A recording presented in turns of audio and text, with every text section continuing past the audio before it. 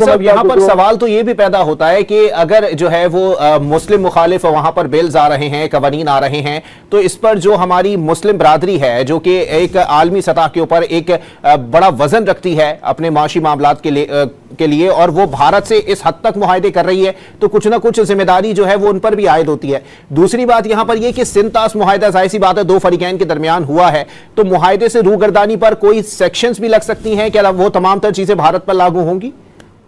जी, असूलन तो बिल्कुल यही है, क्योंकि इसमें पेनल्टीज रखी गई हैं और किसी भी मुल्क के अगर कोई वायलेशन करता है जो एक सेट जो एग्रीमेंट है उससे रूबगर्दानी करेगा तो यकीनी तौर पर उसमें पेनल्टीज भी हैं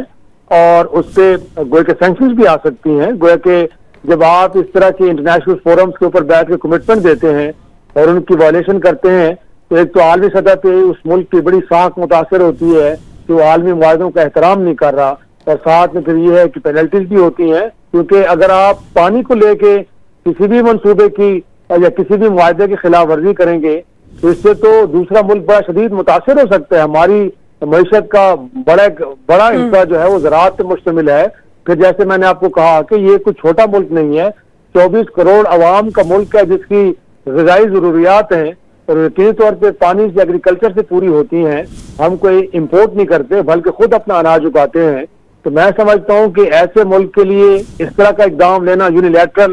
कि जिसमें कुछ साबित हुए बगैर कि शायद इसमें कोई पाकिस्तान की रियासत का, क्योंकि देखें इंडिविजुअल दुनिया भर में कोई भी अगर क्राइम करे तो उसको आप रियासत के साथ एसोसिएट नहीं कर सकते। अगर कोई हिंदुस्तानी दुनिया के किसी खित्ते में जाके कोई दहशतगर्दी करता है, अगर हमने देखा कि कनाडा के अंदर, अमेरिका के अंदर, वहां पे उनकी खुफिया एजेंसी रियासती सरपरस्ती में सिखों का कत्लेआम कर रही थी, वहां पे उनके रहनुमाओं को मार रही थी। तो आप अपने कंडक्ट को देखें, क्या आपके कंडक्ट को लेके कोई ऐसा इकदाम किसी मुल्क ने उठाया जिस तरह के इकदाम हिंदुस्तान